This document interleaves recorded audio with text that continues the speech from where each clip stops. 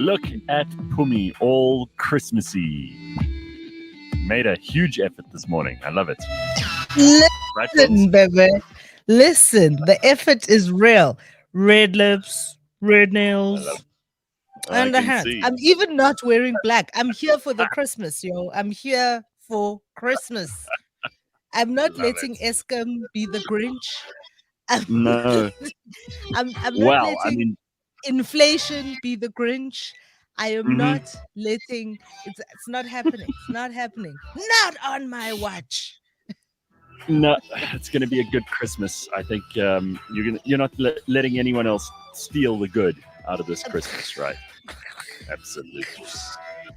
It's been a mad rush. You know, the week of the 16th is a mad rush everywhere because you're like trying to get stuff out. You're trying to get things to people before they go on holiday. You're like getting your invoices out there, hoping they get paid, all that nonsense. It's been a mad rush to now, but look at us. We're here, baby. We're here. Right, December is Decembering.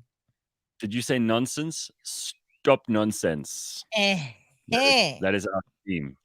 Stop in nonsense. This is no, but this is me about to start the nonsense. Starting the December nonsense.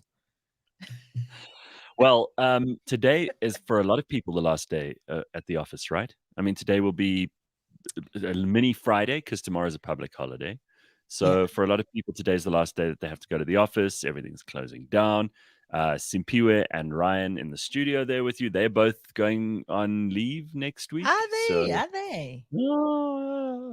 It's happening. So people are starting to get into the holiday mood. This morning when I got up, so I've been election watching since about 2 this morning. And when I then went back to sleep, and when my alarm went off to get ready to come to the studio, I just thought, oh my goodness, I'm gonna sleep in next week. I'm sorry. I felt like that. Well, yeah, next Thursday we have the final burning platform, but it will not be a live one. So it's going to be a late morning, a late start, but then we do finish the show on Friday next week. So just before Christmas. So anybody who feels like we're letting them down or abandoning them early, you don't have to stress. We're not abandoning you. Also, because this is the wonderful thing about podcasts. You've got them whenever you want them, right? Yeah, and you can go back to your fave. Right. Exactly. And listen to whichever episode you like the most. That one where Phumi fought with whoever, or that one where Gareth fought with whoever. And yeah, that's one where Gareth fought. I don't fight with people. I do not. There have been a few this year. Come on. No. I don't have fights with people. I did spend a little bit of time kind of thinking about today's episode and reflecting back. And do you know what? I think one of my favorite episodes is the one where I laugh at the guy from the Patriotic Alliance.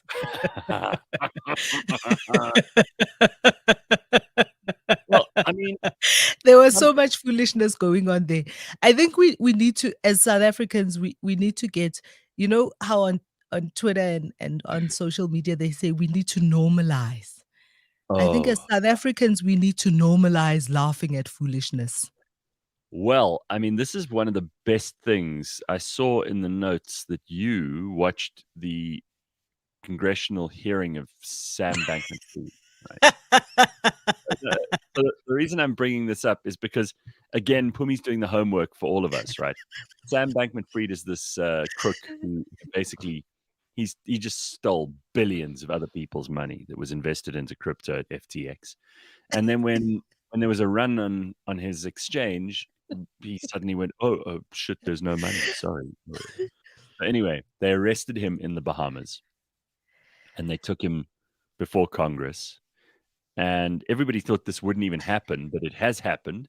And Phumi watched it, and she will report back. So first it was also just a hearing because he's in the Bahamas and they do not have an extradition treaty with the US. Oh, so there's some kind of haggling that needs to happen there. I do think that but he's going to be held in the jailhouse in the Bahamas. He's not under house arrest, like what's her name from Huawei in Canada was. He actually has to report to the jail, and it's one of and the pictures that I have seen of the jail, it's one of those jails that, like that we saw in like the world's worst prisons. Like, you know, that Netflix thing? It's one of those jails. I think they're being vindictive. I think they could have had him like surrender his passport. They could have put him in an ankle bracelet and he should have stayed wherever he was staying. But one of the most like hilarious questions, I think, I think it's a valid question, right? So the question is, brilliant question. Are you incompetent, or were you being fraudulent? Which imagine being forced to answer that, because either way you lose, right? If you admit to, I was fraudulent, then you're basically saying, I'm a criminal. But if you admit to being incompetent, then you're like, well, I should never have been trusted with this money in the first place. I love that question. It's such a good question. It is. It is. You know, and I thought about it, and it stayed with me throughout the day yesterday, because then there's also always, you know, the question of, because incompetence is also about just foolishness and stupidity and all of those things. Yeah. And we had the conversation at the office about whether incompetence is the same as stupidity. It's almost worse, because stupidity is something that you can't really help. Like it means the hardware is so bad that there's no upload of software we can do to make you smart. Right. Okay, so that's the best. You know, like if you have 5 kids in a row, and like you ask them all a question, and the one who answers the question last is obviously stupid compared to the others. I mean, it sounds horrible and unfair, but that's what it is. Compared to the others, I mean, if the others are all brilliantly smart, he's still the stupidest. And we don't use that word very much these days because we think of it, as being very offensive and it's pejorative and all that stuff. But there are stupid people. I mean, you don't have to look very far when it comes to politicians to see who's stupid. But incompetence is a whole different thing, because you have to be incompetent in relation to something. So, for example, I am an incompetent engineer, right? If you asked me to engineer a bridge, the bridge would collapse. I would cause the death of many people. It would be my incompetence for that job. So I think it has to be in relation to something. But when they ask Sam Bankman-Fried, were you incompetent or fraudulent? What they mean is incompetent. You have started and handled this exchange in the first place, because he profited himself as being some kind of genius, and people bought it, hook, line, and sinker. You know, like the way also, that they worship his voice, man, with answering the questions. Bill Gates. What about his voice? It's hardly broken. I mean, he sounds like a teenager. I'm gonna say annoyingly high pitched, but he you know what I'm saying? It's just ridiculous. He's hardly grown up. That's and I know that he's 30, I think. But still, it was just yeah, he's quite young. Like, why are we giving so much money to such young people to look after? That's ridiculous. Anyway, I mean, look, I feel sorry for all the people who've been defrauded by him, but like, what would you answer if that was you in there? You screwed either way. Hey, what he is what did he say to the question? Are you incompetent? He said he has not been intentional about, so it's not fraudulent. He's not been intentional about what has happened, and he really doesn't wish that all these people's money. That's not what he intended. It's not what he set out to do. But obviously, he could have done things differently. He actually answered it very well, because he didn't acquiesce to either one of those two things. But did you also see that yesterday, now, what is it? Not Binance. What is the other one? Binance, yeah. Binance. There's also now been a run. They My have had God. Oh, hectic withdrawals. Listen, this year is just not giving us. no, crypto's having a terrible fucking time. It has to be said also that, these people who we hold up as being like way smarter than the rest of us, and this is a genius, and like I said just now, people look up to and idolize these people because they've made lots of money. That's certainly the case for SBF, because both of his parents were like professors, and oh god, there goes my light. Oh, thanks, Andre. Oh no, I can't blame Andre de Ruyter. Okay, No, Andre is gone. it's not his We fault. have to find So, a new person to blame. yeah, well, we don't even Guede. He's still the person to blame, right? Because he is the minister of that department. So let's just say Guede. What do you think? Fair enough? I don't know. No, all of No, them.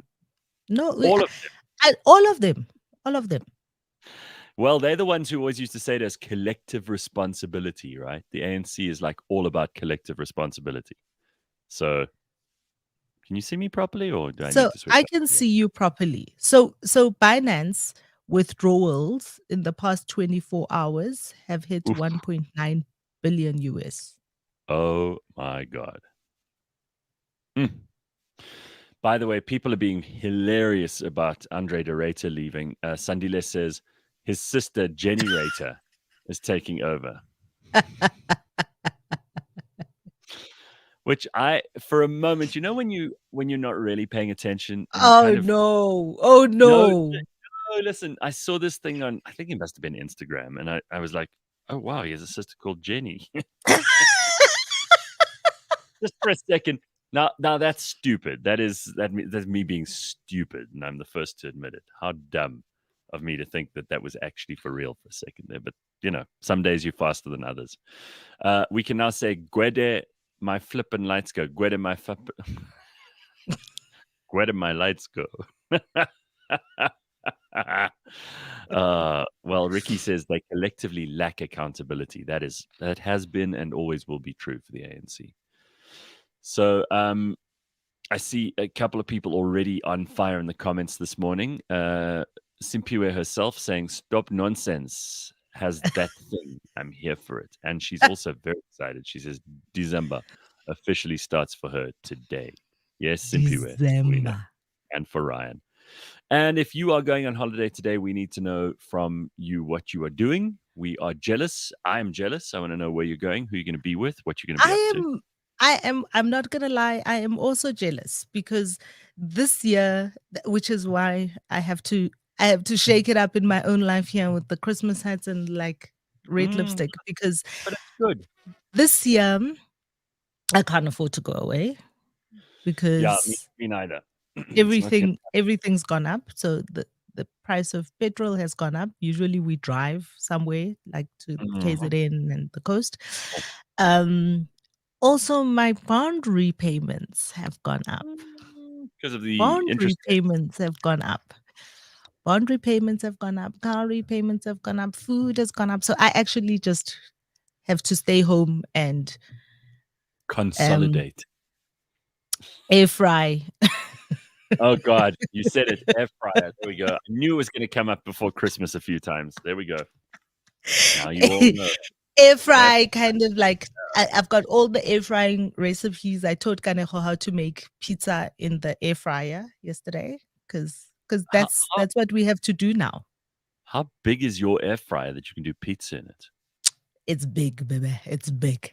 Wow, you must have like the world's biggest air fryer. I've only seen these ordinary looking ones. It's like about as big as a pot. You're telling me that they come much bigger?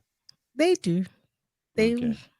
you know. Oh well, let's not. Also, he's making a pizza for one person. He's not making a family size pizza. Because you've also been to America, you've seen how big they make their pizzas. It's not like ours here. I mean, ours here are like, what, 30 centimeters across diameter? In America, they're like They have like this kind of pizza. Huge, arm's length size pizzas. Anyway, all right. So let's not get into the dodgy rabbit hole of talking about air fryers because we'll be here all day. And Lebang Oh, I started that stuff, and I don't thought we think we were can get away talking from it. about pizza. Well, air fryers, I hate to break it to you, but air fryers also need electricity. So the bad news is Less than an oven, though. This is the listen, I have like the issue of electricity, Gareth. So I have now become extremely good at like making 45-minute meals. okay. Like it's got to take 45 minutes from start to finish, everything, 45 minutes. Great Okay. thing, Well, right? that's pretty good. But we also have I got a backup solar, a couple of panels, just enough to kind of keep the Wi-Fi going, actually. Mhm. Enough to keep the Wi-Fi going, enough to just do a couple of things. But it's been raining here in Joburg like we in London. I know. And in London, it is snowing, believe it or not. I mean, they haven't had that for ages. So don't tell me it's great. And by the way, with their power problems, that's making things a whole lot harder. So I just want to show you this quickly because I think this is quite funny. Because everyone's talking about de Ruyter and his And his resignation. sister Jenny. Yes. So here's a great cartoon that I saw of him on this dead horse, right? But it's a skeleton, and it says Eskom on the saddle, and then he says, "No point Mm. in changing jockeys now." What do you That think was happened? his thing. Remember, that was one of his big things. He was just like, you now? know what, you just and he I mean, he did ride it till the end, right? He's like, no, we're gonna solve this. There's no point. We've got a strategy in place. We've got to turn around. There's no point Right. changing jockeys now. And what do you think eventually made him do this? I mean, like it couldn't have been an easy job, and I'm not going to say he was necessarily the best guy for it. What do I know?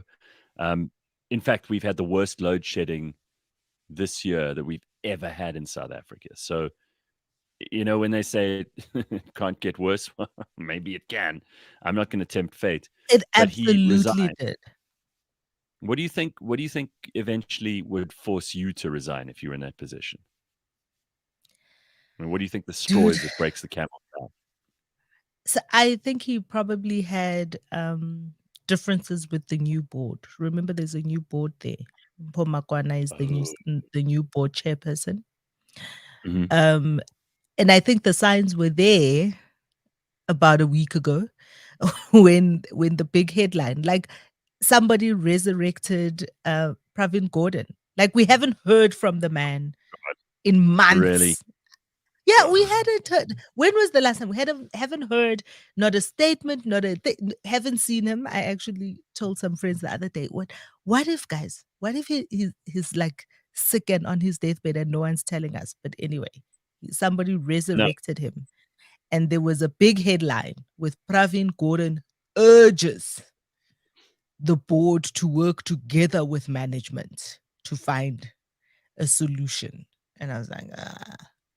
But that statement was the red flag that things are not going well there with the board and Pravin and not Pravin and the Ruyter. Reiter. But okay, so what will it take? There's a follow up to this. What will it take to get Gwede and Pravin to leave? We've got to ask the Reiter what it took to get him to resign, and we need to use the same tactics to get those two to get out. You think it would work? Because I would love to see the back of both of those people. Two grossly They incompetent, probably criminally corrupt ministers. I'm going to say allegedly, based on our experience of them over the what? How long has Pravin been in cabinet? Since when he was only not in cabinet for a very small window. yeah. For a very small window. Remember, Zuma fired him, Mm-hmm. and that's the only time. Mm-hmm. But okay. Anyway, you know who else has There are been many people. spent? There are many people who should be. But remember when Lukwana was here and I said to you guys that we're gonna have to pry this country and its purses out of their cold dead hands. But we're Yeah. going to have to do it, guys. Well, we better get a crowbar because that's the only way we're going to get it out. A massive crowbar that all of us are pushing on the other side of because they are married to this the till. Their hands are so far into the till that we're going to have to pull until eventually the whole thing opens up, and we'll probably spill all the money on the ground as well. And then you know what happens? It's like when those trucks collapse when they've got all the Coca-Cola on the back, they crash and everybody comes out of everywhere and they're like trying to grab some of the Coke or the fuel or the milk or whatever else is on the truck. Did you see the video last week of the cash in transit? No. So there's a video that was on social media. Apparently it was in Alexander or just outside Alexander, I think, probably kind of at N3. Yeah. And there was an attempted heist. And you know, when those heists are, they crash into the car so they can pry it open. But then it was exactly that scene, like the Coca-Cola, but just like hordes of people coming for the cash. Hordes of people, just did like they get any? they did. You just see people running off with like stacks of cash from the. Listen, if I were there, I would. Wouldn't you? No. Oh, come on, Phumi. No. If there was all this cash just flying out of the back of a truck, you telling me you wouldn't want to run off with stacks of it? You know, I may want to run off with stacks of it, but But you I wouldn't. don't know if I would. I don't know if I'd want to be because there's so many things that can go wrong in that place. Now it's like being caught in the middle of a red hanger sale. Everybody's grabbing everyone. No. Yeah, Black Friday, basically. No. You know who else has had to quietly exit stage left is John Hlope, the judge president, because our president, Silili, has decided to suspend him. This is a big story in the news today. Let me tell you a little bit more about that because this actually it's a final resolution to an ongoing pain in the backside. EWN Eyewitness News reports the first citizen, that's Cyril, executed the suspension of Judge President John Hlope with immediate effect based on advice from the Judicial Services Commission, who are the same people who appoint judges, and in terms of the Constitution of South Africa. So what happened was on Wednesday, the Judicial Conduct Tribunal found Hlope had breached the provisions of Section 165 of the Constitution by improperly attempting to influence two justices of the Constitutional Court to violate their oaths of office. And who was he doing that on behalf of? Let me guess. So they've decided that they must force him to step aside. And the president then executed the suspension based on the advice from the JSC. Moreover, they concluded that Hlope's behavior, here's the quote, seriously threatened and interfered with the independence, impartiality, dignity, and effectiveness of the Constitutional Court and further undermined public confidence in the judicial system. So big cuck for John Hlope. And I couldn't think of anyone else in the judiciary who deserves it more. And of course, you know, just like right on time, because that train is never late. All of the individuals who have decided this is yet another Cyril Ramaphosa plot. Yeah, absolutely. Did you see NDZ, as they call her now, Nkosazana Dlamini Zuma? Did you see her stand up in Parliament and say, "As a disciplined cadre of the ANC, I vote yes"? Did you see it? I saw it on the streets afterwards because I actually missed a whole lot of that stuff because I was at another A Christmas event. party. Well, hardly a party. A Christmas party. Well, a Christmas function, a meeting. It was actually I told you about it in the WhatsApp. It was actually that scenarios launch. Oh, hell yes, So absolutely. This is it was a very serious gathering that this was is the Brenthurst. What do they call them? The Brenthurst Brenthurst Foundation. Foundation. Right. It was at the Brenthurst Foundation, and everybody, you'll be pleased to know that I was sitting across from my fave, Herman Who? Mashaba. Oh, that must have been difficult for you to not pull faces at him. Have you not seen my resting bitch face? I Ah. have. Have you not seen my resting bitch face? I got You the see, face. again, I just want to point out to anyone who's listening to the show and who doesn't know how hard Phumi works. She goes to things that I know within 15 minutes I would have fallen asleep there. Not because it's boring, but because I have the attention span of a fruit fly. So Phumi goes and she does these things so that she can come onto the show and be like the kid who listened to the teacher's lecture, and she has all the notes. You have trying all the not to be incompetent or stupid. no, well, you're not. I think I feel like the incompetent and stupid one this time.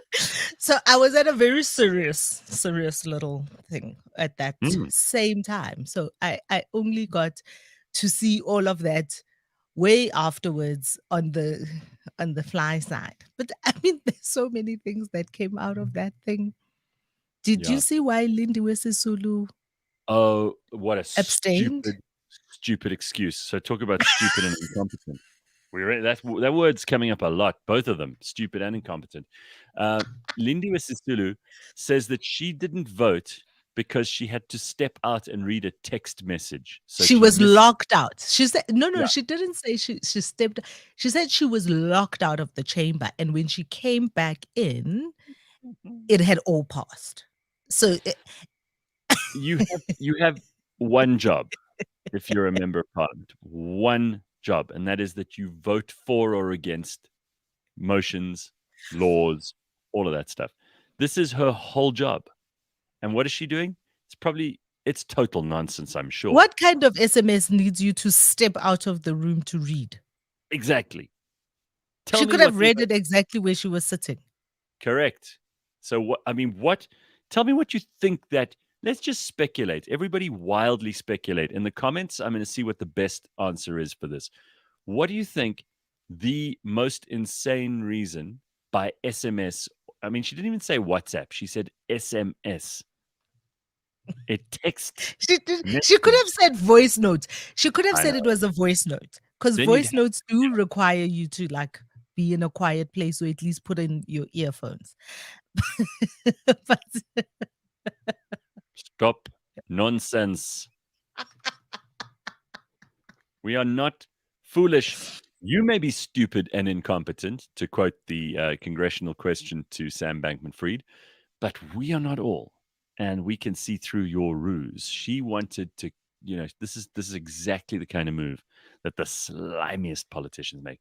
She hasn't even got the courage of convictions like NDZ did to say, "I'm against this." I vote yes. I voted as a disciplined member of the ANC. Anyway, I mean, Lindy, But you do can't you even see? say that about. She's so brittle and so craven that she will basically go whichever way the wind blows. And who knows? Maybe in the ANC that gets you to last longer. Tracy, I love it. A notification about the air fryer that she ordered arriving from Take a Lot arriving, being delivered. Listen, do you think George is joking here? George Meany says that they are giving everyone at AutoTrader an air fryer for Christmas. Is that right?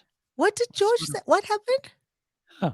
He said so. George said they're giving all their staff as a present, a Christmas present for this year. I think he's probably joking. Is that possible? I mean, that first of all, It is that's possible. a nice present, right? There's nothing wrong It, with that. it is possible. It's a nice present. Well done, George. George, tell us if it's true. I seem to have scrolled past it at some point, but if that's true, then let us know the details. We want to know, and then we all Okay, want to. Tyron Plint, that could very well be. Huh, look at this. He's not even joking. He says those that have air fryers can choose something else. But it's for Nice. real. Lindiwe Sisulu thinks she's posh. Malema says she feels entitled to the presidency. Well, she does. I mean, Of course she does. But Tyrone Plint's also got a good one. Maybe did you transfer their funds? oh, that's good. Oh, that's good. Hey, Wena, did you transfer the funds for me to abstain from the vote? That's what she was outside checking. To vote no. Do Did you you remember transfer the when? funds for me to vote no? Do you remember when they put that thing in Parliament to block the signal so that nobody could use? Aye, signal That was blocker, baby. signal blocker, and it was that people used to say that it was Mangosuthu Buthelez's thing in his. God, we are a ridiculous, like hilarious nation, aren't we? We still we in the depths of all of this craziness, we can still find reasons to laugh. Grace But is you see, guys, but you see how amazing it is mm. to have the open vote. I think they should have an open vote for for everything. everything. We should see them stand up and say, I am voting for expropriation without compensation or not. Then we at I least think know who's who. this is You know what they wonderful. stand. Mm.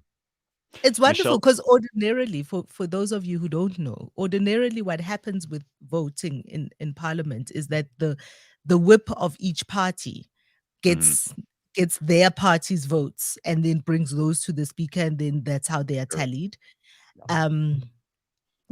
But this for me is just it's wonderful. These guys are public representatives and Mhm. they are there to vote on laws and what happens next, and we should be able to see them stand up and say yes or no to each one of those votes Couldn't that get agree put more. in front of them so that we know.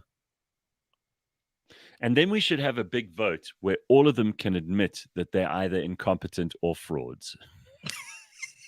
That will be the best vote of all. Am I wrong? Oh my God. There's some very, very funny answers here to what the text message might have been. Michelle says it was an SABC reminder to pay her TV license. Oh, a sext. Yeah. Ndiebo says, Mhlambi Lindiwe got a sext. Can you imagine? You, Sana. Mm. And I don't put it past them, these people. So I saw this when I woke up this morning and I thought, ooh, I probably need more sleep because I kind of read that right. But did you see Lesotho passed some kind of resolution? It's not just the Free State, Baba. It's parts of KwaZulu. It's parts of Mpumalanga. It goes So what is this? everywhere. Lesotho are doing a big land grab. Is that right? Ooh-wee. So Lesotho, let me explain to everybody who doesn't know what we're talking about. I woke up this morning and I saw this thing. Someone sent it to me on WhatsApp, like, everybody sends Lindiwe Sisulu things. And and when you have to like enlarge the screen because it's this little A4 document, but it doesn't fit on here. They passed a new resolution So in their parliament. Lesotho's parliament decided that actually they own the whole Free State, most of the Eastern Cape, parts of KwaZulu-Natal, Mpumalanga. I didn't see Gauteng in there, so No, most Gauteng is not in there. It would probably end kind of where the Vaal River is. right. So how seriously do we have to take this? Any idea? I mean, like, what do We we? don't have to take this seriously at all. And their reason is it's actually that these are the borders that were drawn in Germany.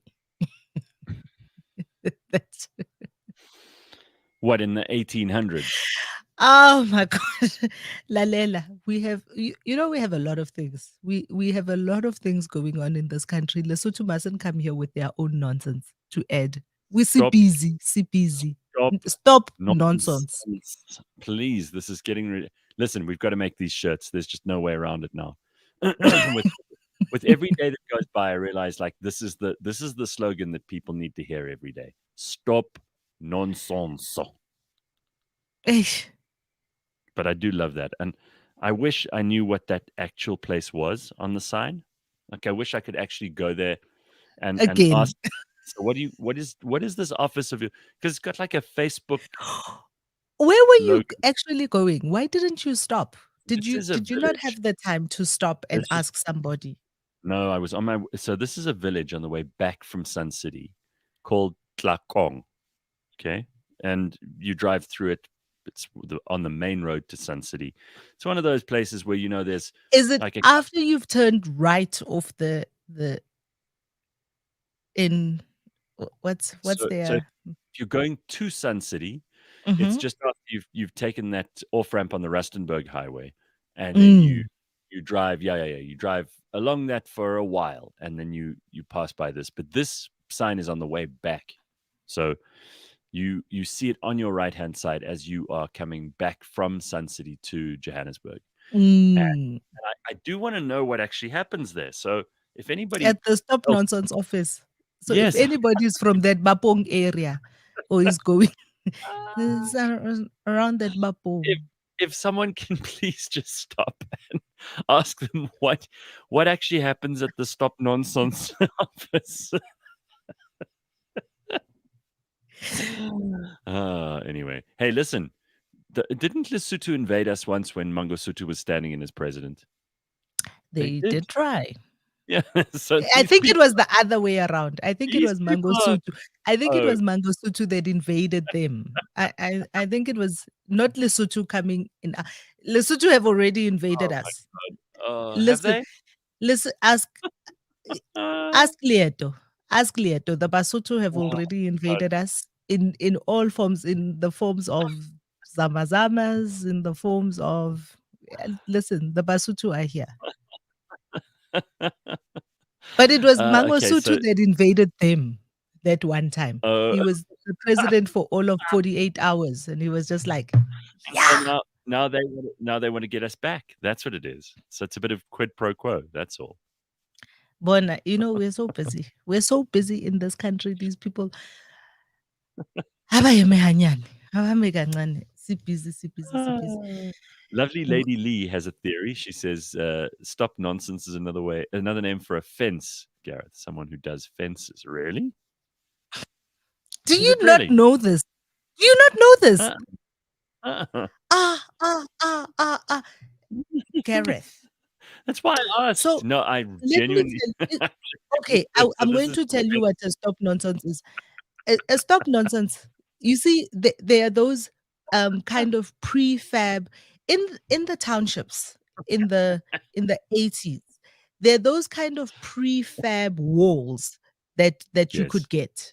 Do you know the wall Mm. that I'm talking about? It's kind of concrete. Yeah, that's That got that yeah. thing, that thing was called a stop nonsense. And then it kind of graduated when people started putting, because for a very long Uh, time we had wire fences, right? And so when really? people started building their own walls, perimeter walls, that too is a stop nonsense. Those with the big kind of mampara bricks on the one side and the face brick in the Yes. front. So by your neighbors, it's the big mampara bricks, and then you plaster it. That Yeah. is a Okay. stop nonsense. No, I I can't didn't believe know. you did not know this. No, this is You know that brand new news. comedian Tyson, the one that does that British accent. Do you know that guy? No, I'm He very also ignorant has this I'm morning gonna find it for you. He also has a whole thing about about stuff. on the other side of this. He's next to a wall and he says, "On the other side of this is nonsense." Because this thing is a stop nonsense. I genuinely feel like I've been missing out on something amazing here. People are all talking about it. Gabelo says it's a wall fence. Um, I can't believe you Silicide. didn't know it. I had no idea. Silicide says I actually do business around there by the Stop Nonsense office. They make those long panel concrete fences and walls. Concrete You see? fence. Yeah, okay. This is great. VK says concrete vertical walls with weird designs aimed to stop nonsense. I really didn't know this. This is Aibo. fantastic. This is the highlight of my week. Yeah, I Johan Kruger, fibercrete. That's the word I was looking for. Those fibercrete mm, precast walls. okay. George Meany says I can picture the t-shirts. It's a t-shirt with a brick wall and a stop nonsense with a Grinch peering over. Okay, I like it.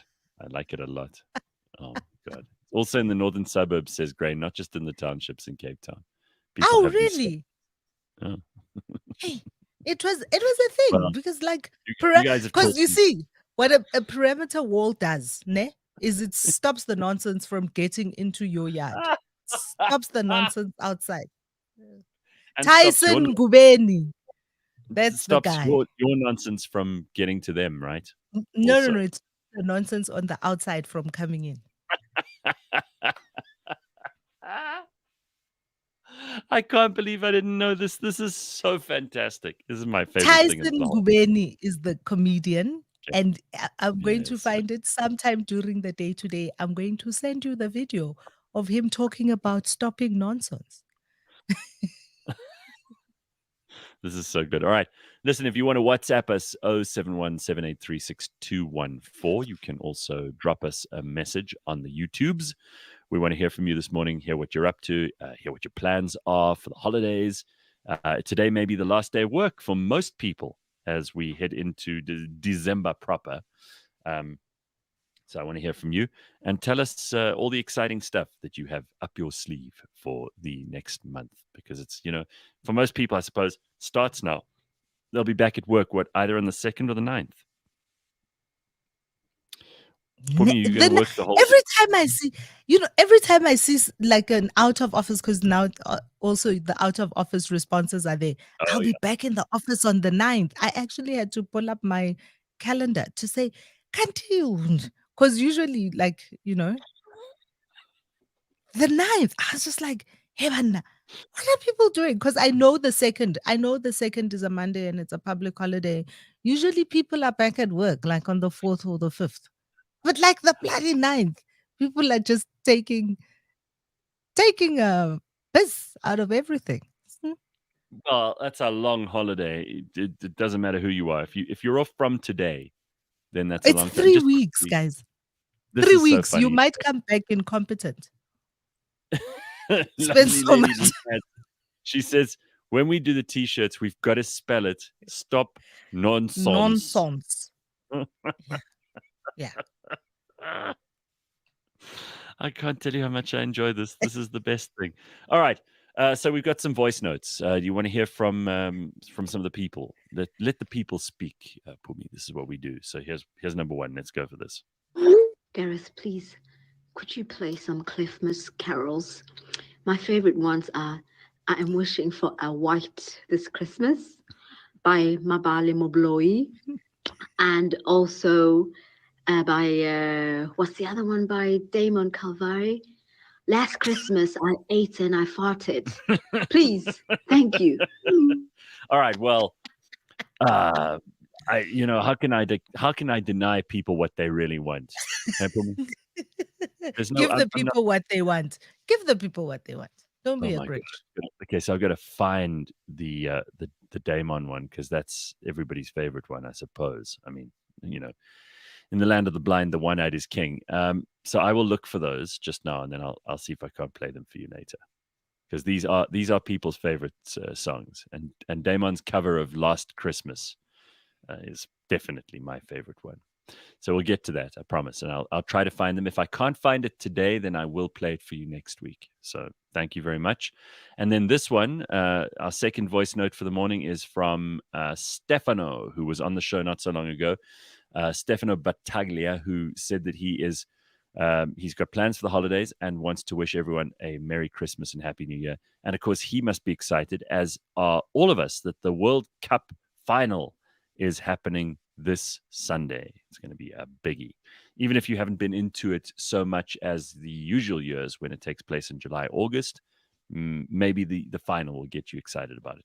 I was wearing my Argentina shirt yesterday, so it has arrived.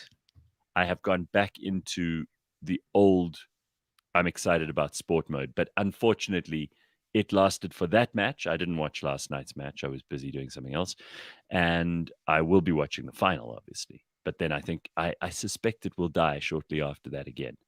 But it would be nice if Argentina win, because that might motivate me to be interested in the next World Cup. All right, so here's the next. It would be nice. Hi guys, this morning you were talking about our plans for the holidays. I'll be traveling from cold Europe to SA. I can't wait. I'll be doing the garden route, visiting places that I haven't been to since I was a child. I'm really looking forward to it. I take the opportunity just to wish the GCS team and the listeners and the guys from the comments section a really Merry Christmas and Happy New Year. Thanks, Steph. Bring a power bank. Yeah. Bring a power bank when you come, Steph. Don't leave without your power bank. And I do like that the comments section gets a special Happy Christmas from him. Don't you think? Listen, the comment section is a vibe. Do you remember when? Oh man, do you remember when, in order to get to talk to someone who was in like a radio studio, you'd have to send them a letter, and then they'd go, let's look into the mailbox for this week, and then they dig around in the mailbox and go, Peter from Pieteretief has this to say. Dear whoever it is, the DJ, we really liked that song you played on Tuesday the 14th at 9:30. It really made my wife and my day. And thank you very much. You remember this stuff? It used to happen.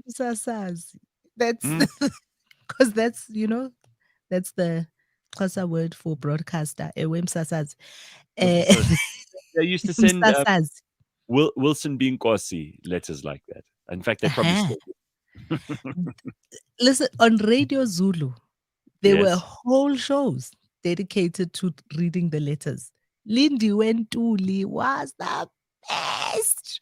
Lindy Wentuli was kind of like the midday, well, not midday, probably from like 12 to 3 or something, and she had or 3 to 6, and she had a whole section. She was one of the most popular ones. Also, Kansas City was very popular and read lots of letters. And then there would be the kind of like the Sistoli type shows late in the night, like at 9, hopefully when the kids are gone to bed, because people are writing in letters about like their marital problems and all sorts of things. And then the DJ would be giving words of advice with a deep voice. With a deep voice, everybody.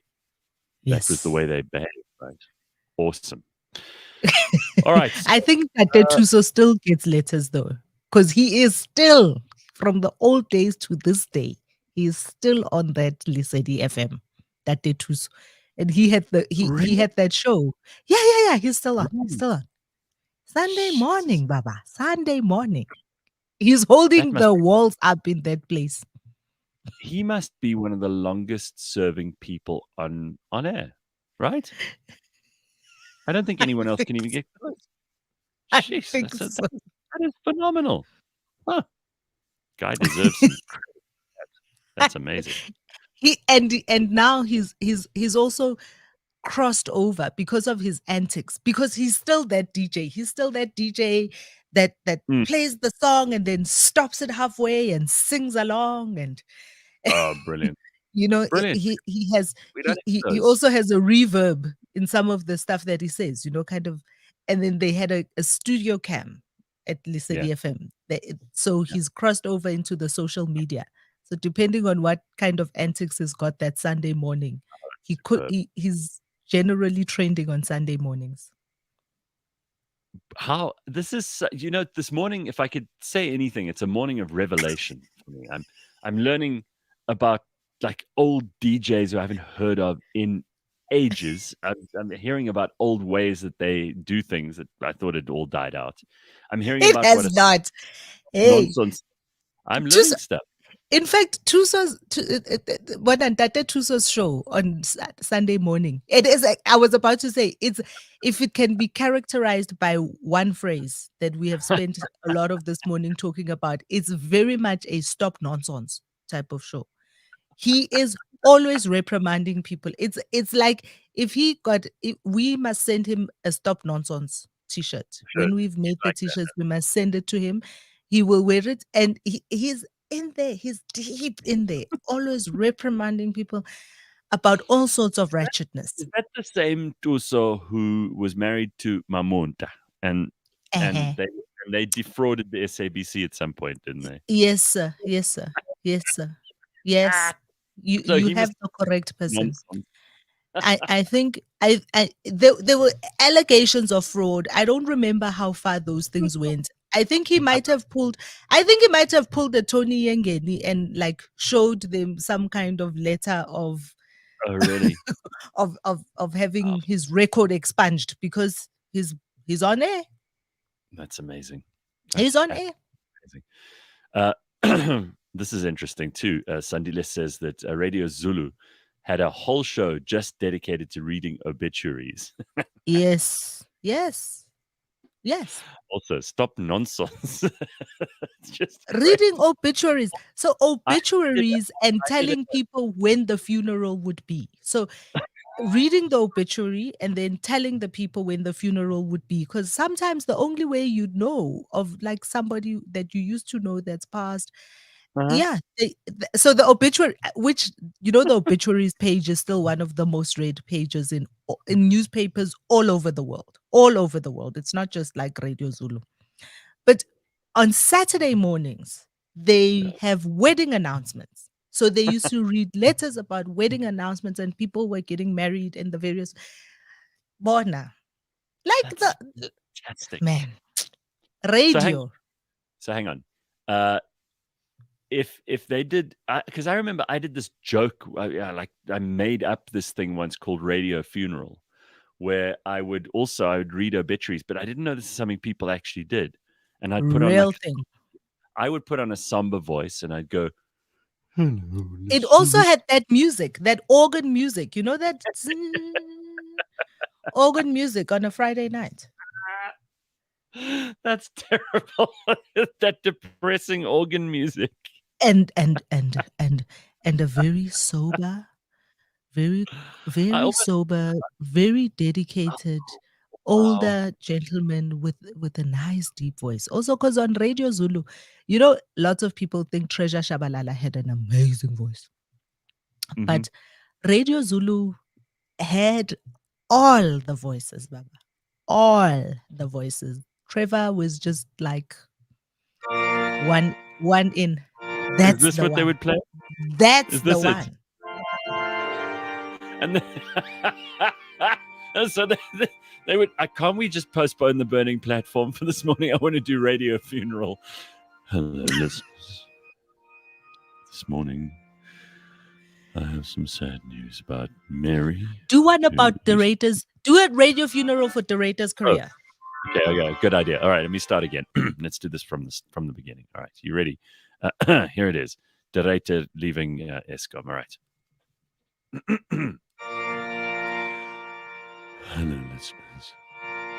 Today we announce the departure to another world of Andre de Ruyter, former CEO of Eskom, who served in that position for some time, making sure that we had no electricity for at least this organ, making sure we had no.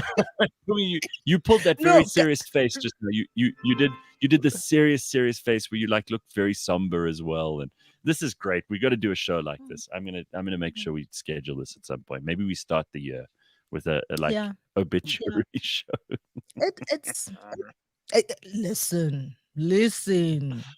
Got to be sad. We've got to be sad. Got to be sad. All right. Well, on the way we have the burning platform, which I always look forward to, but I feel like Kanthan has just arrived. Kanthan has just arrived, looking very cool, not knowing that we're having a funeral here for Andre de Ruyter's career. Although he is wearing sunglasses, which is also what you wear at the graveside. So yes, maybe he's hiding his tears. That's it. Well, we have the burning platform. Kanthan is on board. Plus, we are going to have our good friend Lieto, who's going to join us as well. I think he's going to join us from the Free State. So we're looking forward to speaking to him. Welkom is where he is. But that's possibly part of Lesotho now. So, we'll ask him. whether or not that's going to happen too. All right, all of that and more on the way here on Radio Funeral. We'll be back. Don't go anywhere. This week on the AutoTrader podcast. Basically, what an armored car does is it's a last line of defense, if I can put it that way, when every other method has failed. Yeah. And we're talking about attacks on cars, like hijacking, kidnapping, smash and grabs, bricks being thrown off bridges and so forth. Yeah. So we'll always tell people, be alert, be aware of your surroundings, get off your phone while you're driving, as you've said before, use the defensive driving techniques. But at some point, all of that runs out, and perhaps a bit of luck runs out. Yeah. And this gives you an opportunity to be safe in an attack and be able to get away with your life. So we don't give you something like a tank to go to war with. Catch us every Monday at 9 a.m. on YouTube and on autotrader.co.za.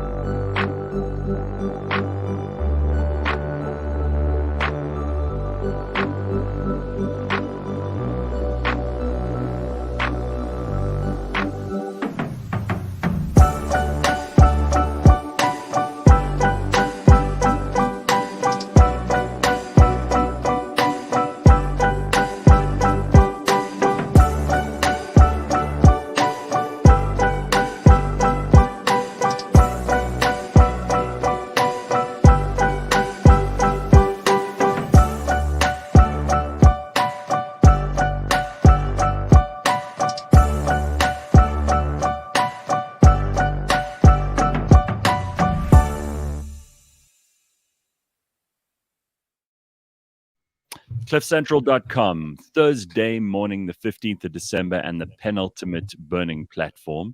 It's going to be a show, the best of the burning platform next Thursday. So I'm looking forward to that. But here he is with his sunglasses on, looking like he's just stepped out of the ANC's NEC. It is Kanthan Pillay. Hello, Kanthan. How are you? I'm great. I was at the wake for de Ruyter this morning. He's now the great white nope, as I said yesterday. Shame. Although I don't think there are going to be that many people to kind of wave him on his way as he exits the what do they call it, Megawatt Park building. Yeah, actually, it's mega. It's mega what the fuck park. So you have to wait. You have to wait for it to be 5 minutes past the hour before you start swearing. Good point. Yeah, because 5 otherwise minutes we get past the hour. Then we get deplatformed or demonetized or something by. Yeah, we do. Pumi's right. You know what Eskom says, Phumi? Power may not go off or on at exactly the time on the schedule. Just Exactly. There we go. Just 5 minutes. Can we just? So did you start see? with a little bit of decorum? Well, let's start with some decorum. Let's go to one of our favorite ministers who tweeted about Andre de Ruyter leaving Eskom. Here's what he had to say. This must be Mbak. It can only be. He says, Eskom CEO resignation give us an opportunity to get a well-informed person about Eskom challenges. Great news indeed. The scariest thing about this tweet, which is so stupid and incompetent and fraudulent, is that there are 2,000, and this is as of just now, 2,484 people who liked it. I want to meet those people. Well, that would be interesting.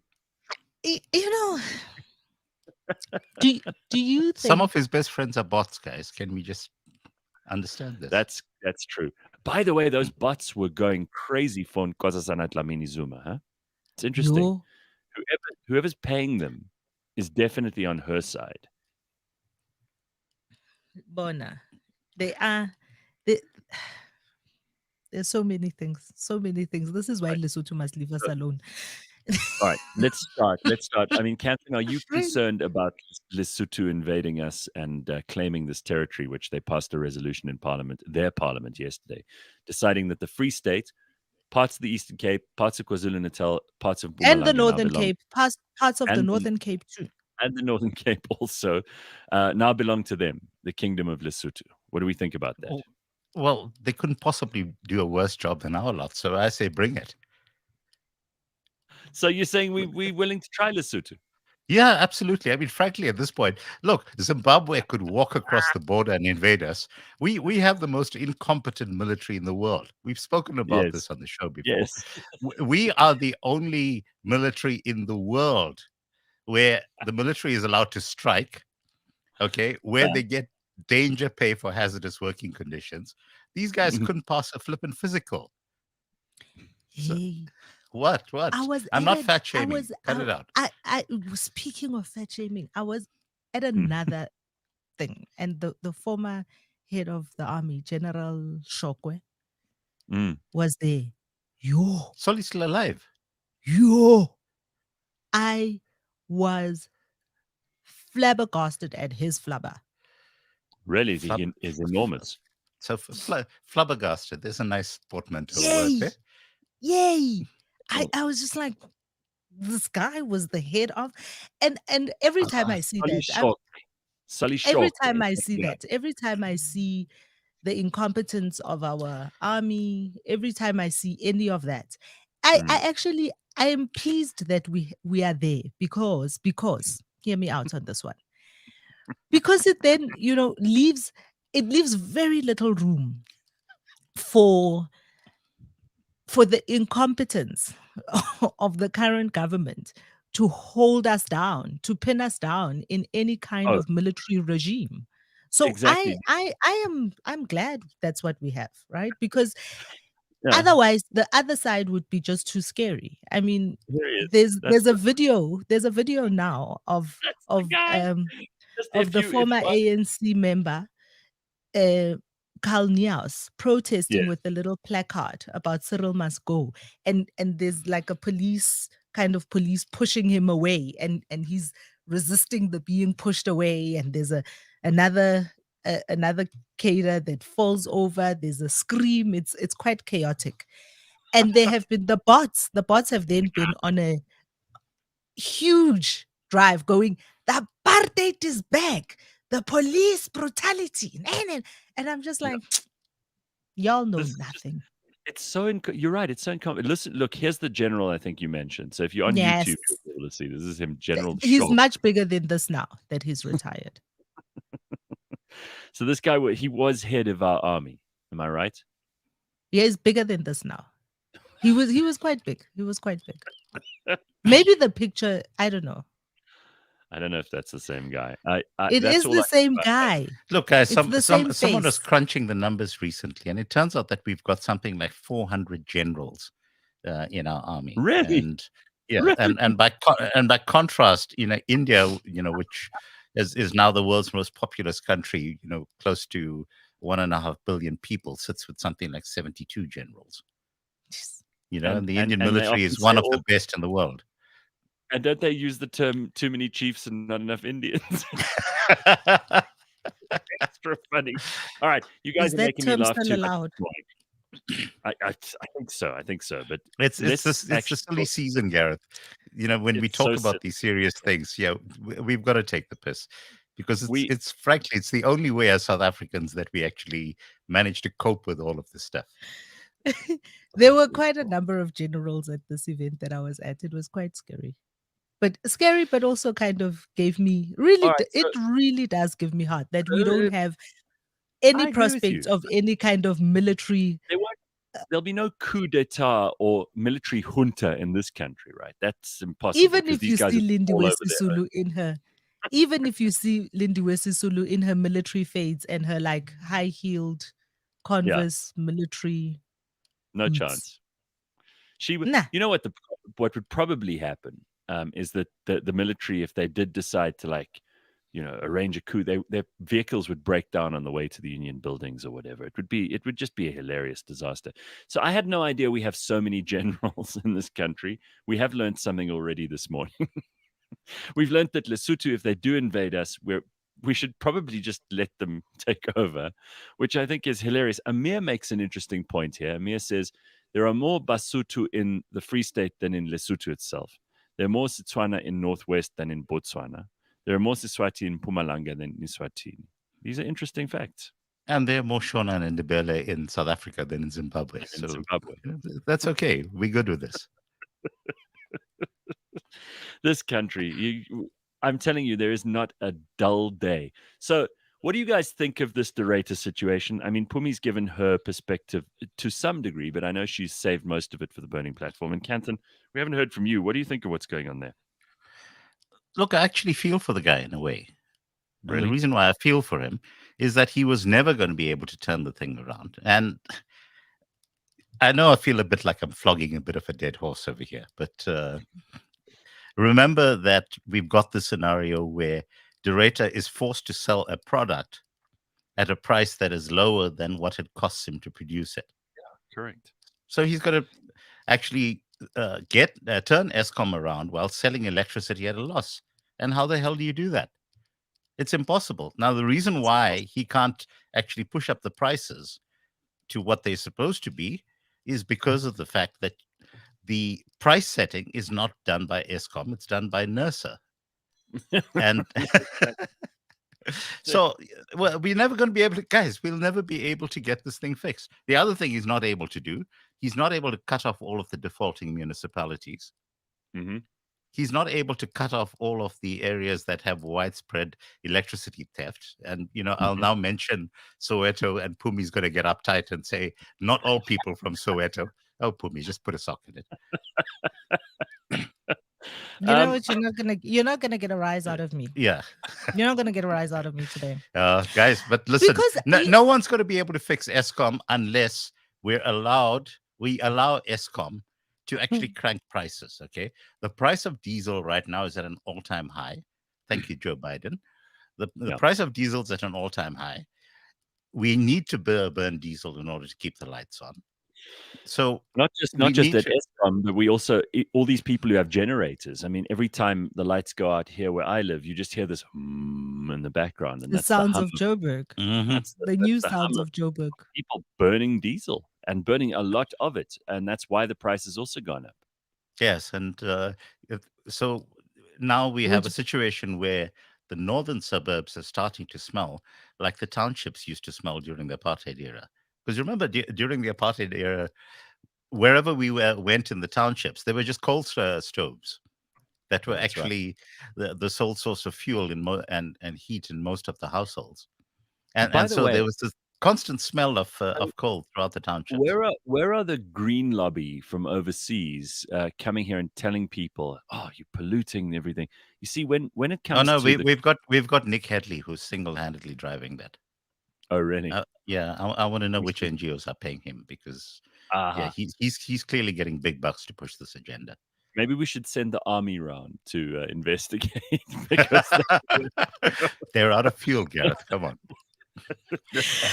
Which, speaking of Hugh, brings us. Did you see the video of your venerable finance minister at the Salga presentation? So local government. Enoch Godongwana. What is he doing? Enoch Godongwana. Just waxing lyrical about all of the things that are the problem. Also, like, I don't know, everybody, are they really disciplined members of the movement? Talking about Gwede Mantashe saying de Ruyter doesn't want to buy fuel. He's got fuel. Gwede has got fuel. I told him that I've got fuel here at Petro SA for him, but they don't want to pay for this fuel. and Oh my God. a supposed phone conversation where Cyril Ramaphosa phoned Enoch to say, when the announcement of the stage 6, phoned Enoch to say, Yintoni le kaka. And I was like, everybody, like, yes, this is him, but this is not at the Salga presentation. It Again, was at every single turn. It's unbelievable how all of these individuals have got an enormous amount of incompetence. And this is what got me enormous. thinking about the incompetence versus stupidity versus frauds, because they sit here kind of Yeah. pontificating at times, which is what he was doing in Ogodongwan at the Salga conference, with The left- sheer levels of hubris. No Yeah. other way of The left- isn't it describing funny? it. It's funny how the left hand doesn't know what the right hand is doing. Like, you've got these two ministers who should be able to, in a cabinet meeting, which we're supposed to be having every week, they should be able to talk to each other in person across the room and say, hey, you need diesel, we can buy it from here, this is how much you have to pay, your department must EFT my department this much, and we'll send the fuel around. They can't even get this right. Instead, they go public with why they can't do X, Hot Y, shots at each other. hot shots at each other. It's just unbelievable. Canton, any comment from you on the whole NDZ voting very publicly against Cyril and saying we've got to implement the recommendations of the report, and she's a disciplined cadre, and she's going to make sure that she stands up for the right thing. And, it was this dramatic moment. And now the EFF are busy claiming like this is the biggest thing ever, that she sided with them. Of course, not realizing she didn't side While with them. sitting right next to Pravin Gordhan. Well, there's a wise woman who once sang, freedom's just another word for nothing left to lose. There we go. And look, I think good for her. Guys, I've told you since, going back to 2016, that I thought NDZ would be a better president than Ramaphosa, and I still stand by that. Sure. Yeah, and I'm very happy for. Look, I think the best possible scenario that can come out of this right now is that the ANC tears itself apart. So this time it's a proper split. So it's not like there's a splinter faction called the EFF. There's a splinter faction called COPE. There's a splinter faction called the PAC, because this has been the history of South African politics. We haven't really had anything new and exciting happening, because they've all been splinter factions of the ANC. Well, apart from, even if you take the Vryheids Front Plus, they basically are a splinter faction of the Conservative Party, which was a splinter faction of the old National Party. This is South Africa, but you think this is the final factional break? I hope so. Atheist though I am, I'm praying to whatever gods there are out there to actually bring this. Yeah, so do this for me, and I will believe. I mean, so she is kind of daring. She does have nothing to lose, and she's kind of daring Cyril to do something. It's a dare as opposed to Zweli, who doesn't pitch up. Cyril must fire her, and hopefully that will gain her some votes in the conference going forward, because then everybody's good. Or he's not going to do anything, and it's going to say to people that Cyril is afraid of her. Zweli and both Zweli and Lindiwe, I think, also made a political decision about kind of going, I'm not going to vote yes or no. And in so doing, what they've done is they've shown the rest of us and everybody that's going to be voting in Nasrec how spineless they are. They are scared. But shout out to Julius again. He called it. Remember, Julius said he wanted a vote by show of hands because he wanted to see who's actually going to be true to their word. But then he was the first person standing up there and fighting with Nosiviwe Mapisa-Nqakula about having a secret ballot, because what they were hoping for is they were hoping to have more people vote on their side, because now we don't know who's voting in what direction. And I think it's very disingenuous of them to all of a sudden have MPs Hey that guys, have suddenly this been is Julius. Come on. receiving Of course it's receiving death threats overnight. I was just like, come on. I, Julius for will do, one, loved he will do seeing them whatever vote one by one. Julius will do whatever he needs to do in order to make what works for Julius happen. That's all. We know that. He is as venal as they get, right? So here's an interesting thing. I didn't know about this. We just got to quickly turn our attention to further north. Apparently, Amir also full of information this morning. Amir says, "Did you see the video of the South Sudan president pee himself? Shame, he's 71 years old. 71 is a spring chicken, Amir, compared to the Joe Bidens and Donald Trump. That's not young. That's not old enough to be peeing yourself. No, shame. You must be under huge pressure." I do find that this morning's burning platform is the most entertaining one I've had in a long time, because we are just laughing at these guys. Like, we're not taking it all as terribly seriously as we usually would. And maybe it is just silly season. But, I look at these generals that we were talking about earlier. I look at Enoch Godongwana in his hat. I look at Bheki Cele in his hat. I see Nkosazana Dlamini Zuma, like, daring Cyril, as you put it, Phumi. And it's all kind of just ridiculous. Like, if you were watching this from afar, if you weren't actually in this country and unfortunately subject to their ridiculousness and their bad decisions, you would be laughing. So I do think that the good thing about the mess that we're watching unfold is it hastens the demise of the ruling party.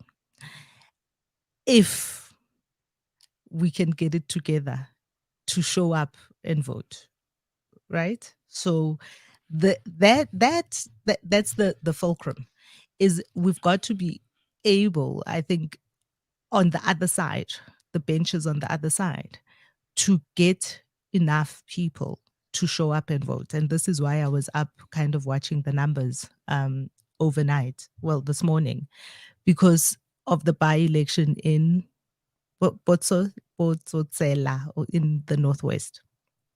Because it's a very big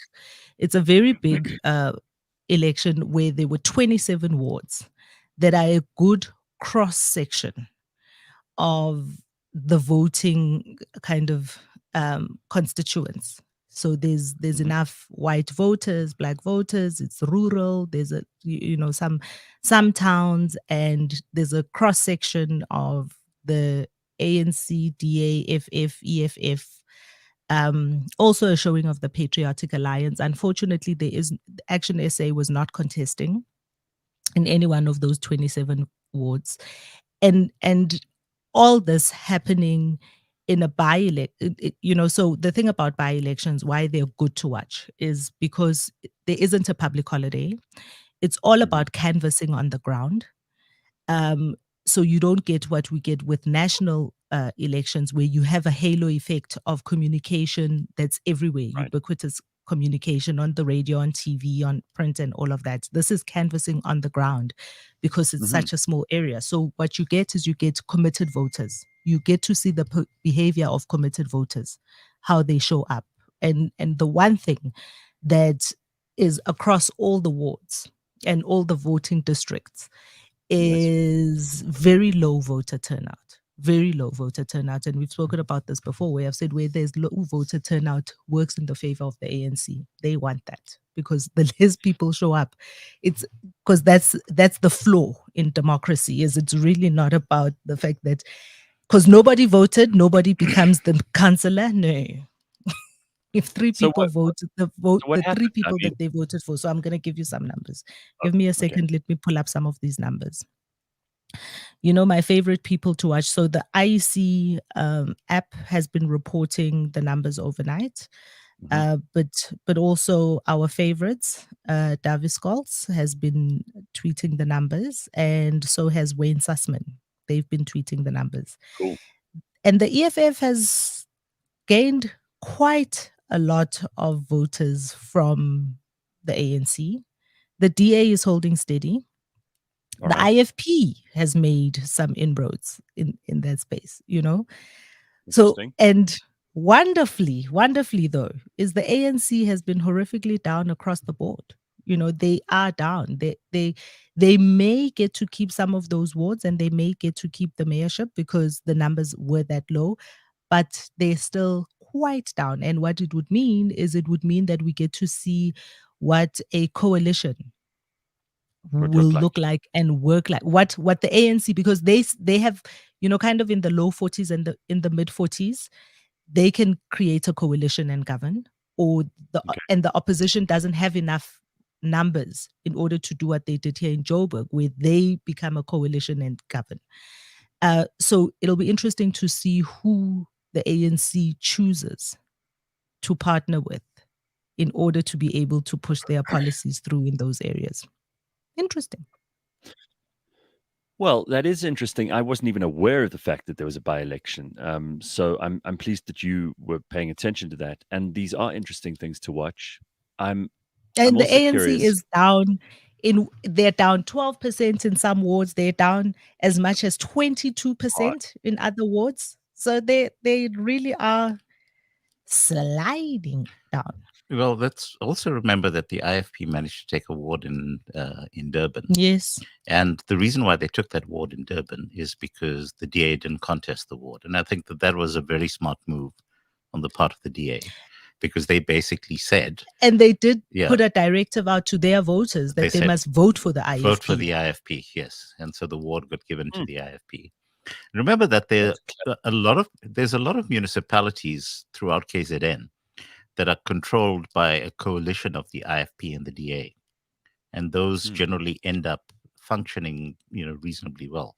So Tanzini, for example, I think is one of those that works, very well, because there's an IFP-DA coalition that's ended up running it. So the numbers have gone down a little bit as well, just from what I saw. So these are the numbers that Davi was putting out from the IEC about an hour ago. The ANC is now sitting at 39%, the EFF at 27%. So ANC at 39%, they're down 14 from last year. So in 2021, they've lost 14%.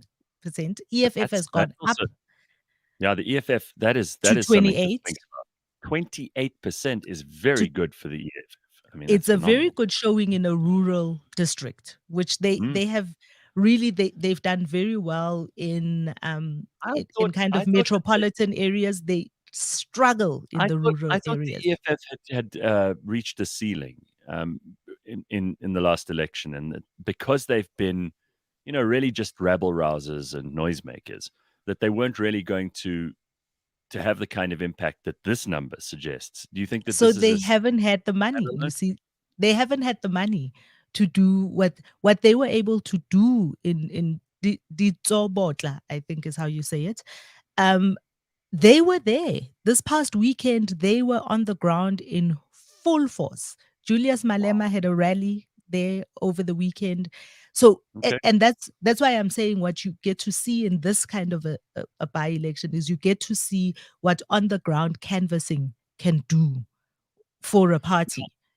Now, what we talk about, the kind of likely coalitions that happen in KZN between the IFP and the DA, but who would the EFF partner with in a place like Northwest? Would they partner with the ANC there?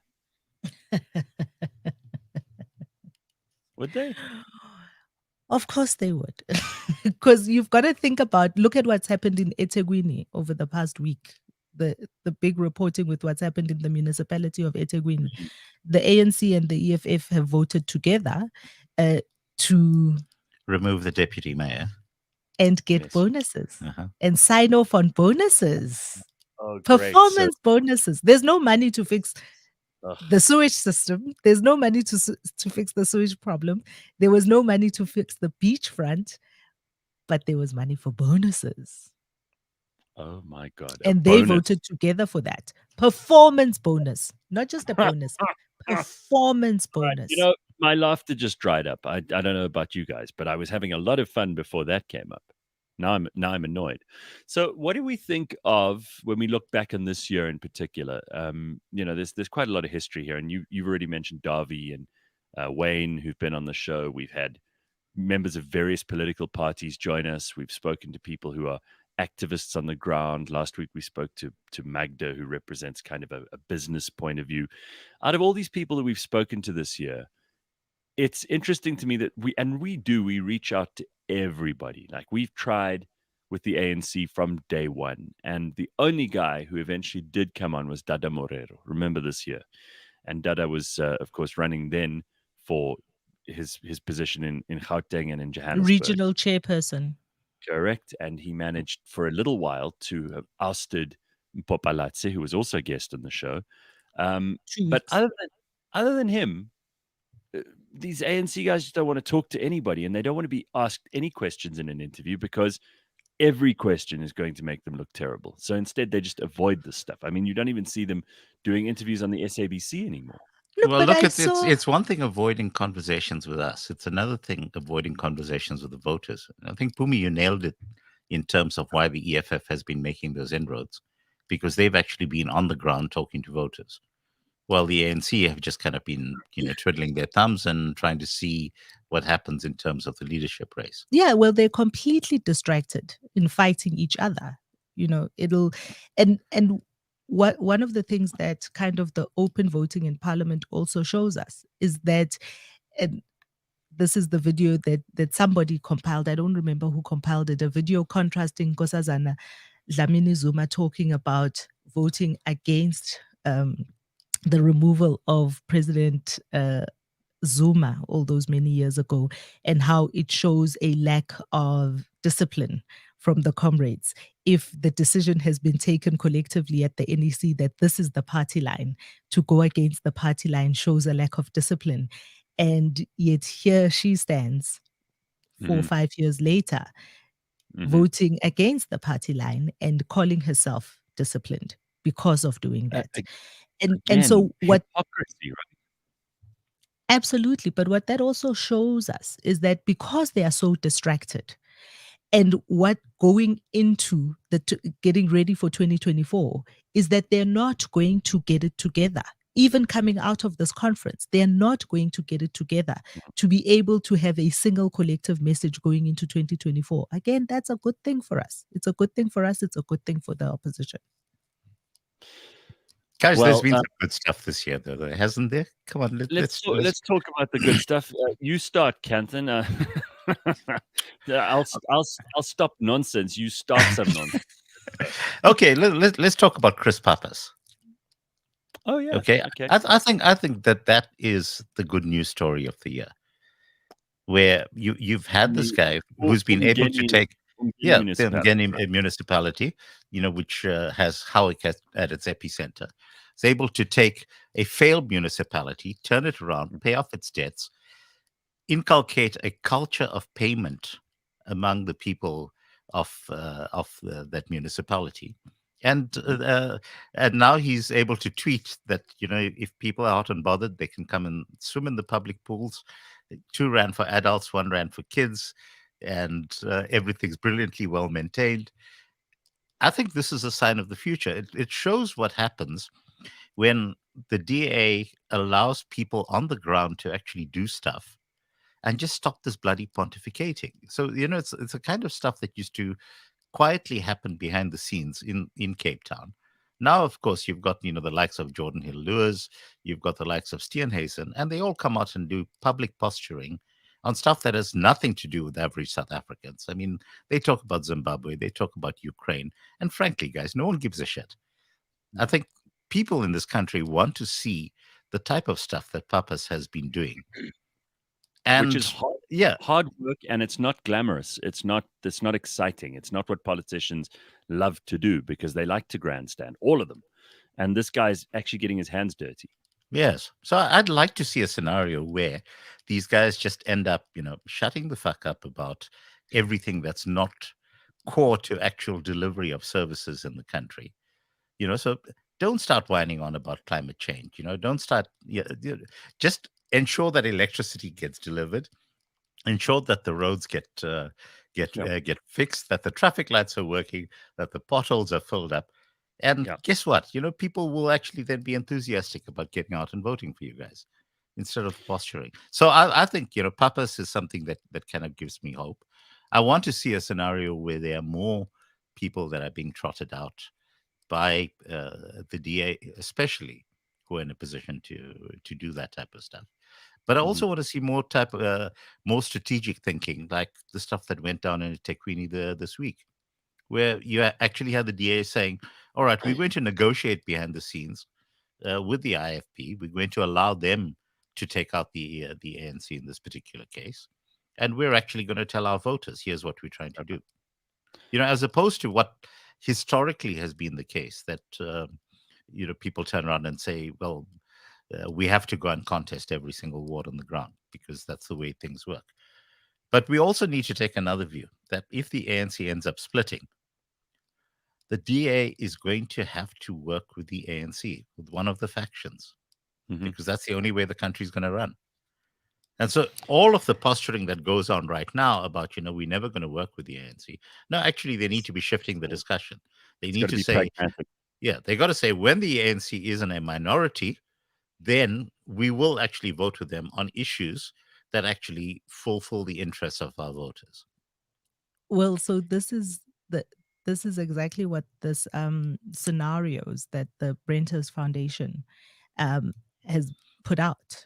So they do quite a lot of kind of this strategic thinking and strategic planning and what options we have going forward, and they kind of did surveys. So they did surveys, I think telephonic surveys and sampling across the country on what voters think about coalitions and what voters think about 2024 and how coalitions could shift the way that South Africa is going. Because we're all clear, we are all in agreement that whether it's the rate at Eskom or not, the problems at Eskom drag the country down. Inflation drags the country down. The infighting, the looting, the crime that's out of control, all of those things drag the country down.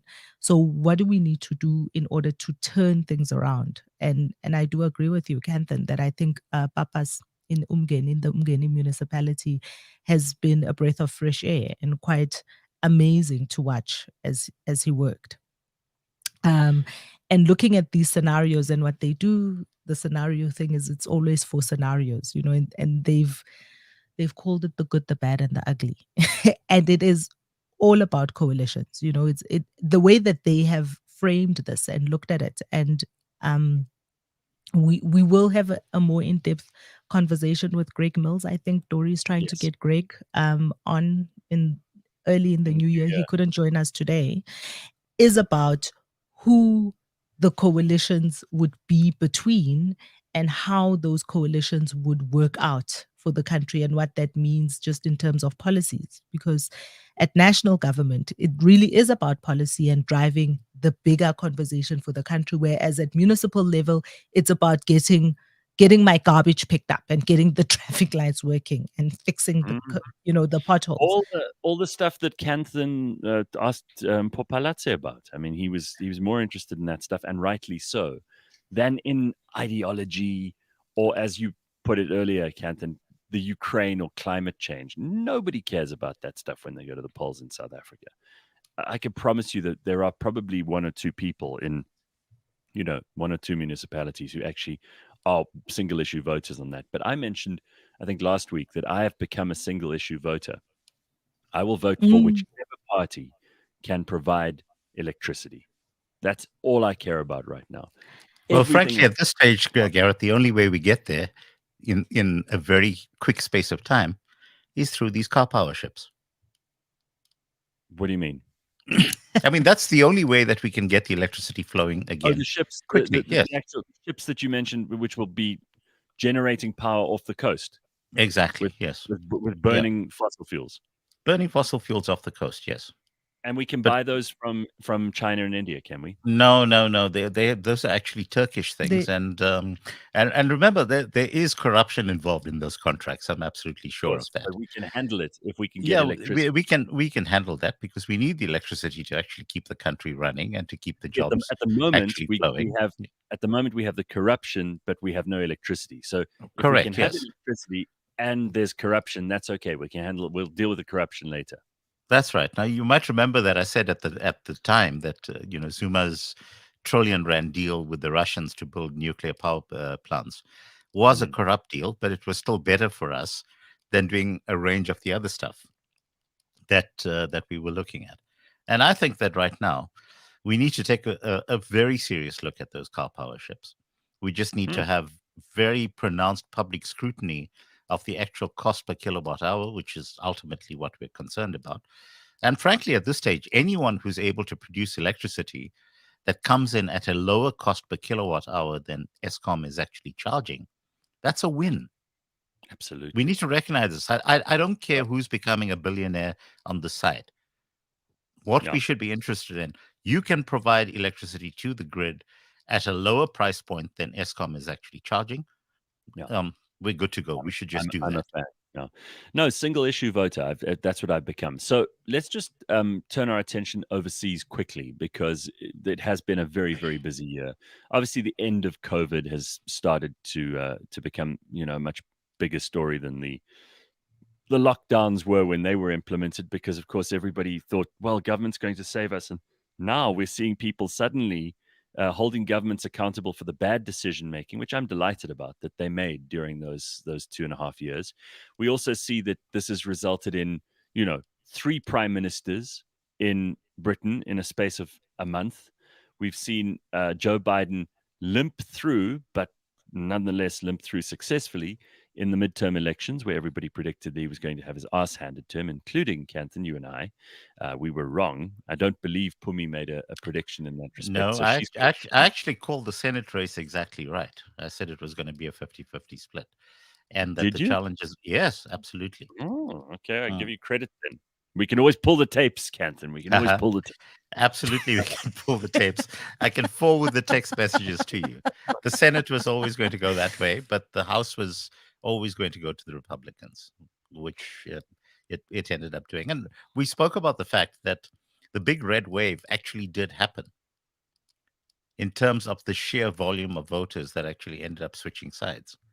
But enough of the US. It's getting kind of okay. So let's turn our attention elsewhere then, because right now the big thing that's happening is Kosovo. Yeah, so Kosovo, apparently we're not allowed to have diplomatic relations with Kosovo. Well, they're not a country because they're not recognized by the UN. There are 4 countries in the EU that don't recognize Kosovo. Does this go all the way back to the breakdown of Yugoslavia? Well, this goes back to the bombing of Belgrade, which was circa 1999. As I recall, because it was part of the constant expansion of NATO, but effectively you had, I think it was Bill Clinton at the time who went in and actually bombed Belgrade, and carved out the state that, like I said, there are countries within the EU that don't recognize Kosovo. At the same time, the EU is saying that they're allowing Kosovo to apply for membership. I need to understand a few things here. So let me ask a question, if you don't mind. What I know about the original breakup of post-Tito Yugoslavia is that Croatia was a country for Catholic Yugoslavs, or for Catholic. They're essentially there isn't much of an ethnic difference between Serbs and Croats. It's their religious difference. Serbians are Eastern Orthodox. Croats are Catholic. Bosnia-Herzegovina, as it was at the time, was a carve-out for Muslims in that area. Is that correct? That's pretty much the narrative in terms of how it was carved out. And then what is Kosovo, and how does that fit into this? Is there an ethnic? Is there religious? Is there a political difference? Yeah. Well, the problem that we have in Kosovo right now, you see, in terms of what is supposed to be happening in Kosovo, it is supposed to be having self-governing status as part of Serbia, which is very similar to the scenario that we had in Ukraine, where you had the Donbas regions were supposed to be self-governing within the borders of Ukraine. But in fact, what has happened is that you've had constant pressure on the part of NATO to effectively end up, shall we say, allowing the majority, the minorities in those areas to end up being subjugated by the majority government of the area. So take Ukraine as a very specific example. It's obviously the majority of the country is Ukrainian speaking, but in the Donbas region, the majority of the people happen to be Russian speaking. But you have policies that get imposed at a national level that then end up effectively causing people to get very pissed off.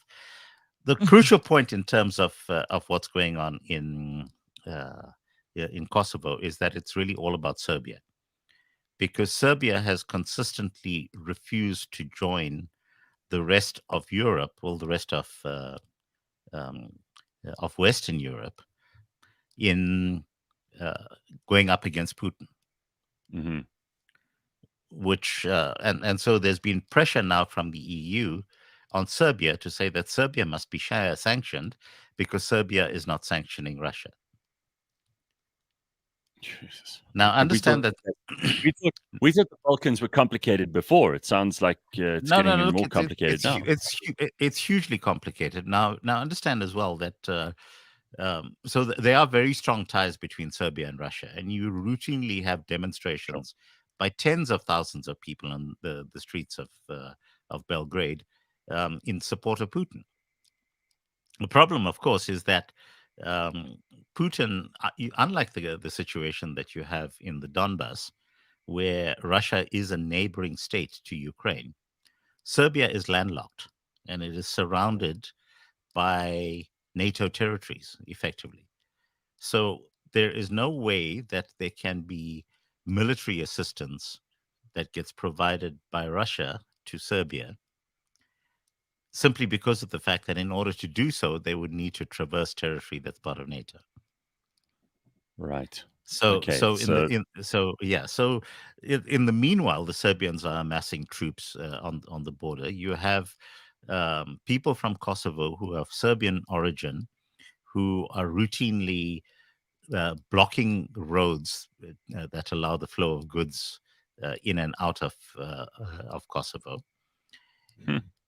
You've and yes, fundamentally it is an ethnic conflict, because I'm trying to remember whether the Kosovo people are predominantly Armenian or Albanian. They all look the same to me. I'm sorry. I think they're Albanian. I'm a bit of a racist. I think they're Albanian. Armenia, well, at least you admit it. I mean, Armenia is between the Black and the Caspian Sea, so it's definitely Albanian. There you go. Thank you very much. Yes, it's.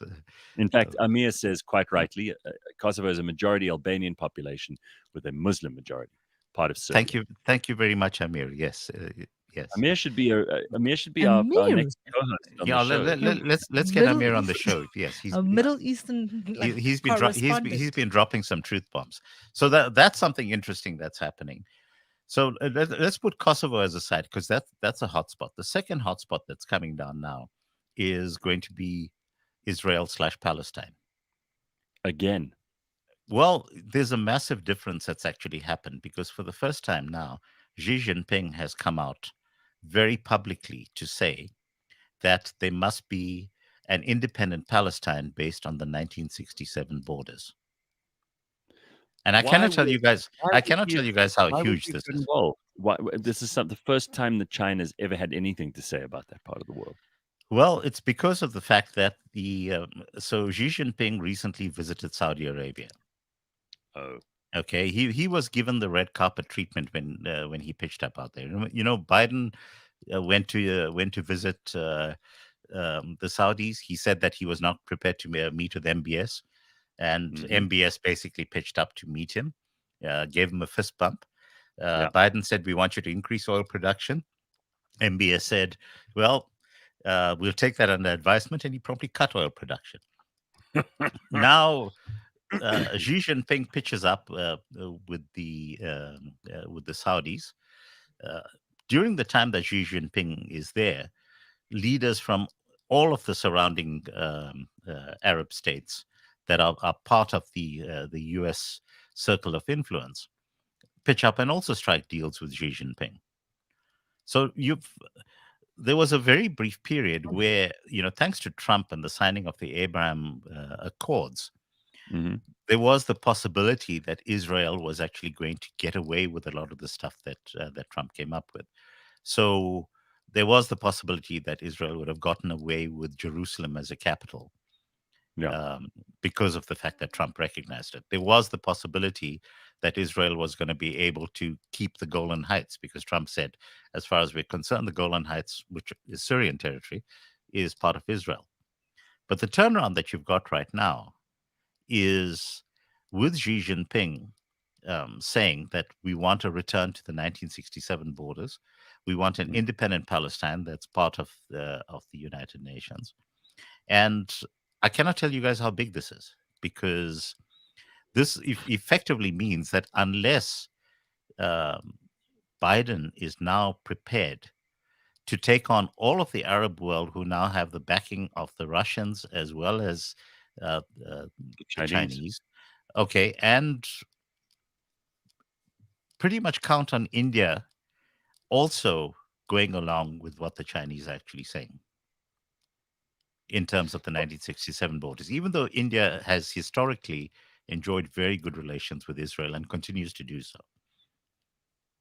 I thought that Israel was moving to a much more kind of friendly working relationship with places like Saudi Arabia. Was that just that was during the Trump era. That was during the Trump era. Remember that Trump managed to very successfully decouple the question of Palestine from Israel's relationship with the rest of the Arab states. So one of the things that Trump achieved was that Israel flights are now able to overfly Saudi Arabia, which was never the case previously. Yeah. So there were all of these things that Trump actually managed to achieve, and open diplomatic relations between Israel and the UAE, I think Qatar, Oman. So a general kind of cooling of what has been a very, very tense and ongoing argument since the establishment of the State of Israel. Sure. Yeah. But China, as you point out, has never really got involved in this until now, and I'm wondering what the carrot and the stick are here. I mean, if it's just a bit about MBS and the Saudis kind of cozying up to China so that they can establish some new, or they can establish some corresponding and cooperative role in a new world order. Other than that, I don't see any direct and obvious reasons for China to have done something like this. China moves very, very carefully. They do long-term planning. I tell people that the Chinese actually they plan in thousands of years. They don't plan in they don't plan in years. They don't plan in decades. They don't plan in centuries. They see no difference in China. It's part of the psyche of that nation that all of the dynasties that went before the Ming dynasty, the Tang dynasty, and the other unpronounceable dynasties, going through the time of Mao and then Deng Xiaoping, Jiang Zemin, and eventually now culminating in Xi Jinping. Is Biden even going to last another 2 years? Look, right now, I think that the Democrats are desperately seeking an alternative that they can put forward. But, frankly, I think at this stage, it doesn't matter. The U.S. is a country that is currently tearing itself apart. And the military-industrial complex is still continuing to dictate foreign policy. But they're finding now that they're actually not able to maintain the momentum. They've actually run out of weapons. So let me put this in perspective. And yet they're still sending all this money to the Ukraine. Yes, but remember that sending the money to the Ukraine, it's money that gets sent in the form of weaponry, and the weaponry is then paid for by the US taxpayers, which then goes to the military-industrial complex. But the point is that those HIMARS systems were sent across in numbers to Ukraine. And now the US is talking about sending Patriots across. Now, here's the problem. Here's the reason why this is happening. It's because Patriot they've actually, but they've run out of HIMARS. And so now what they've got to do is further actually deplete their stocks. Now, meanwhile, you have the scenario where you have people, military personnel in Germany saying that right now, if we get invaded, the best we'll be able to do is defend a small city because we've actually given away most of our weaponry. But going back to, but let's just go back to China and talk about the long-term plan. Now, remember that currently what's happening is that China is now buying more gas from Russia than Russia used to export to Europe through the Nord Stream pipelines. So in other words, Putin has been able to very quickly make up the loss of revenue that's been coming from the Nord Stream pipelines by selling to China. They are selling in each other's national currencies, so there's an agreement on that. Russia and India are trading in their own national currencies. Russia and Turkey are now trading in their own national currencies. And speaking about Turkey, okay, Turkey is now poising to take out the Kurds once and for all. Okay, and what's crucial about this is that remember that the U.S. illegally occupies the northern Syrian part because they've been stealing oil. This goes back to Trump's time. Trump basically said, we're not going to allow Syrians to have their oil. And so they pump the oil out there and they ship it to Iraq. And from Iraq, it then goes across to the rest of the world. But the result of what Turkey is now saying, because remember that you've had the Kurds who triggered those terror attacks, what was it, about a month back in the heart of Istanbul. Yeah. Okay. And the Kurds have basically said, well, the first thing is we're not going to allow Sweden and Finland to be joining NATO because they did not turn over Kurdish terrorists, as Erdogan calls them. And the second thing that he said is that he's going to be taking out the Kurds who have been launching terror attacks from across the border. And he wants to set up a demilitarized zone, I think, of about 30 kilometers stretching into Kurdish territory. But of course, the Kurds are backed by the US. But the thing is that he's got Russia's blessings in order to be able to do this. But the final point in terms of Xi Jinping is recognize that this was probably triggered to a large extent by Nancy Pelosi's visit to Taiwan, which they took as a show of strength on the US side and an antagonistic one at that. Yes, but the Chinese, the Chinese don't react short term. I was going to say that we spoke about this earlier when even as Americans were rushing to pull their way out of Afghanistan, that the waning, but also just America's waning standing in kind of the geopolitics of the world. And this is just and now they have two fronts. Now they have Russia on the one side and they have China on the other side. And all of these moves, long-term as they are, both China and Russia being long-term thinkers, right, is what they have always known is that America is their enemy. And they've always taken that posture. And every move and counter move that they make is really about ensuring that America does not have the firepower, or enough friends to be able to back them if they were to pull any kind of a move against them. And this is what they're doing. This is what they're doing. This is what this all does. And we spoke about this, I think, at when Biden won, when the Democrats came back into power, we spoke about this. And we also spoke about even as we're looking at 2030 and looking at where the money is going to be in the rest of the world. This is just all a steadfast juggernaut moving towards a more and more diminished America. So, despite all the things that we hear in the news, then, this has been a great year for Putin.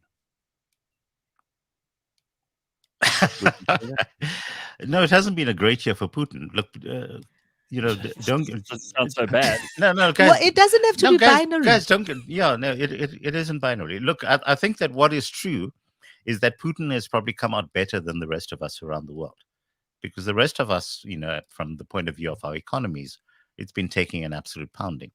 But certainly, Putin has managed to sit this one out. I mean, look, the Russians right now, they've probably lost, I would say at least 80 to 90,000 troops thus far in this conflict. Okay, the Ukrainians, we know, have lost well over 100,000 troops already. And, to say that Putin seeing that as a victory, I don't think so. But I think that Putin has come out of it a lot better. But certainly, the U.S. has taken the pounding. If you look at the U.S.-Africa summit, which has been going today. on. Yeah, but the U.S.-Africa summit is not going to go the way of the U.S. at all. Because just imagine this. Ahead of the summit, what does the U.S. do? They pass sanctions against Mnangagwa's son in Zimbabwe. Now, you're trying to persuade the leaders of all of Africa's countries to come on side. But at the same time, you effectively performing an extrajudicial execution against a country in Africa. So already you've got all of these protests that are happening now around the US's role in Africa. So, there's the US Africa Military Command, which was effectively what was responsible for taking down Gaddafi's government in Kenya. Yes. They're based in Kenya, right? Yes, Their bases in Kenya. Yeah. They were also responsible for much of the unrest in the Democratic Republic of Congo. They've been a key player in terms of the cut that currently goes down in Sudan. Yeah. Because remember that they're there to protect the oil interests, and they want to make sure that they keep those governments destabilized so that at any given stage they're able to stake claim to that oil if they actually want it. And you've now, so on the first point is that you've got Kagame, who is now turning around and saying to the US head of the summit, don't tell us what to do. And you've got these calls now for the US Africa Command to be disbanded. Meanwhile, the US is now propping up the government in Somalia. And as a direct result of that, you've had a massive increase in Al-Shabaab terror attacks. Because, Al-Shabaab was relatively quiet in that part of the world. So, yeah, it's... we do not have enough time to start and have the conversation about everybody else's interest in Africa and how they push those interests, and Africans just kind of... Well, we should. Our African leaders very much just sitting back and doing absolutely nothing, except, as we see even with our president, always going out there with their begging bowls in hand. Yeah. We do not have enough time to start that conversation. That is a show all on its own. Because as much as there's a US Africa summit, there's an EU Africa summit, there's a, Let's put that on the agenda though for next year, and we'll see who we can get on. I mean, immediately JJ Cornish, who's already doing African analysis with us, comes to mind, but there are other people too. And so we can one hear thing about before we go, and I know we finished. The time is done. I do want to a little throwback to the early days of me on the burning platform, Iran. You may or may not recall that my view was always that up until such time that the people of Iran stand up against their government and rally the rest of the world to their cause, nothing will happen. And yesterday, UN Women took a stand, and Iran has now two things. Iran has now been expelled for the rest of the term from the ESOC at the CSW in the UN. One. But also, South Africa abstained from that vote. 29-4, the expulsion of Iran. South Africa, one of 5 countries that abstained from the vote. Just putting it out there. So Keep the an eye moves, on it as well. and now that the people, Not the that women UN in Iran and the people have Yeah. stood up for themselves and are rallying the world to their cause, you see a change beginning to take place. All right. Okay, we'll keep our eyes on that one too. Listen, there's a lot that we've tried to cover in this episode. There's still probably another 3 episodes we could do, but it is the last Burning Platform, the last live one of the year. We will have a best of, which will happen next Thursday. But Canton and Phumi, thank you both for your time today, and most especially thank you to you for joining us and for listening to the show. And we will see you next week. But there is no show tomorrow either, because tomorrow is a public holiday. So enjoy yourself. We will see you